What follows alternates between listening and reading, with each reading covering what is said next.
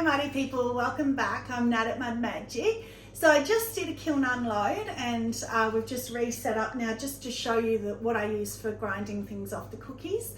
I had a couple of people, Michelle and another lady, asked me how I do it and would I please show, and I responded straight away no because it is so unsafe how I do it and I am just not going to take that responsibility on. But I'll show you the tools that I use, because I think if you don't spend money on anything else, if you have problems with glazes running, which I often do because I like to push the limits, spend the money on the grinding tools because you really need it. And if you're having problems, that's probably why you're probably using the wrong tools. So I've investigated a little bit, I'm no expert, but I'll show you what I use. So in this kiln unload that we just did, we had this one come out and there's a lot of glaze here, as you can see, so that will be a bit of an effort. Well, actually it won't be because I've got my beautiful tools. But if you didn't have the right tools, look at all that glaze in there, you would have trouble getting through that. And then this one, just to show you the difference, you've only got a little blob there, and a little blob there and there. So you think, oh, it's going to be right through, but it's not. It's only on the edge. So as soon as you grind those, the whole thing just will come off and it's easy.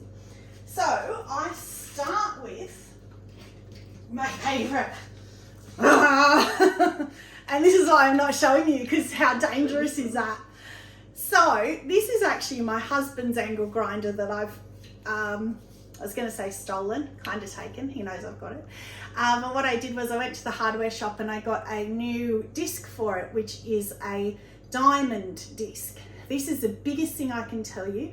Anything and everything you're touching with your pottery, make sure it's diamond. So you'd think that was expensive, being diamonds. It was $20 for the disc. And I'm talking all Australian, but you know. So you just, yeah, it just glides through like butter. So I just turn it on and, oh, make sure you're wearing a mask. I will say that, safety equipment. I used to wear goggles and a face mask, but I found that the goggles fogged up. So now I've got a full face shield and I still wear my mask as well. And then you just get your piece for this one in particular, because you've got all that, and you just grind through there, you know, as close in between as you can. Grind around, only takes maybe 30 seconds to a minute in each spot, and if it's only a little blobs like the other one, it won't even take that long. With the proper diamond, you just go zoom, zoom, literally like that, and it'll pop off. So that's my favorite. I get it out and I get so excited because I've never used a power tool in my life. I'm such a girly girl. And so for me to do this, because I know my husband won't want to risk hurting my pottery, so he wouldn't want to touch it. He doesn't watch me doing it though. He just shakes his head because he knows how scary it is. And then after that, this is probably one of the most expensive things I invested in. That is actually Diamond Core brand, and you can see how it's pretty dirty at the moment, but it's a Diamond Core brand sanding pad.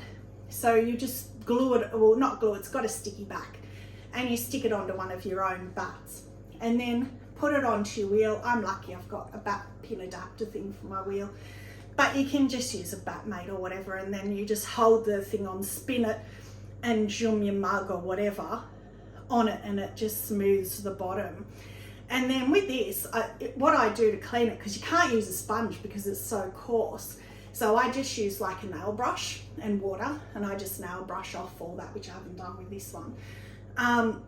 But that's what I was going to say as well. With all of my sanding stuff, I get the coarsest grit that I can.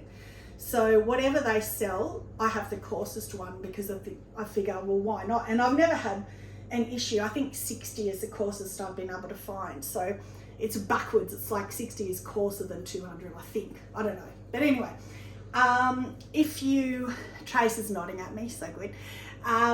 If you, with pottery, because it's almost like concrete, there's no point in going finer. I've had ones that are finer, they do nothing. So just go the coarsest would be my tip. And then I've got these pads, which are Diamond Core as well. That one is, yeah, I think they both are. But again, they're diamond. All these are diamond. Everything I'm showing you is diamond. That's all I touch my pottery with. Again, very expensive. I can't remember what these were, but they're so worth it. And they are 60. So they've got the 60 written on them. And that one's 60 as well. So this one I don't use much because it's so unyielding. You can only do it straight, so maybe on the bottoms of things. This one you can bend a little bit. But my other favourite insofar as sanding paper is the Diamond Core Sandpaper.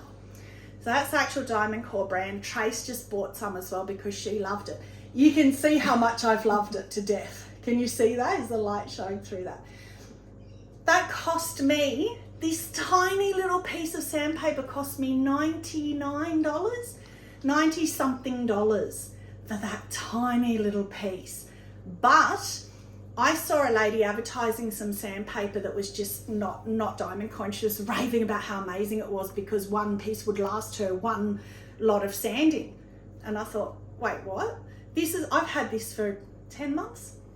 And Trace has used it as well, and I've used it a lot because I'm always sanding the bottoms of my pots and leaving little chips and stuff. So after I've ground them all, done all that grinding, I finish them off with this. Again, this is the highest grade that they do, but it's only 120, it's not 60, so it's a bit finer, but that's the coarsest they do. So I got a nice new one. They work well wet as well. They do, yes, true, and you can wet your piece, and that's with this.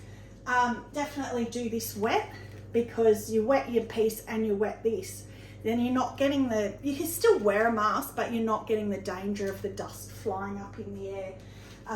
But yes, that's good. Thank you for saying that.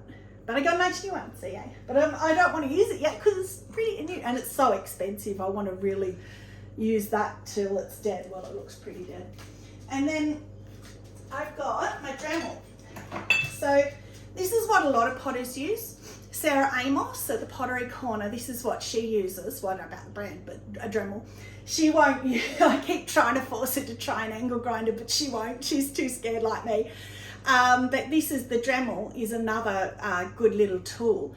Especially good if you've just got like a mug with a tiny little bit that you just need to, Dremel off. You just zoom that in exactly the same as the angle grinder. But it just, because it's such a little disc, you can't get in as far as, obviously, as the bigger disc does. Still, it's a diamond piece. I specially bought the diamond piece for it. Those pieces are interchangeable. So when I bought it, it came with little pieces, and you've got to investigate, but these, it came with heaps, but only these two were diamond. Again, they're good for just finishing off your little edges and things and getting into little corners and stuff, but they're not going to do a big job. And then when you've got your shelf, I discovered this recently. So I can't remember what this is called from the hardware shop, but it's a concrete sander. It's a concrete something, and it does chip away a bit when you use it. Obviously it wears out over time, but I use that. Can you see my shelf? Yep. Push it back a bit. So when you've got these bits, so I've put Kiln wash on my shelf, and then I just, see, that's off, it's gone. That's because I use Kiln wash as well. But you just kind of bash at it like that, and then you can also kind of go over that with a sander or Dremel or whatever you want, or I'll keep going with it later. But you saw how easy that first little bit just flew off. So that's fantastic as well. So that's about the only one I've got that's not diamond, but it is made for concrete.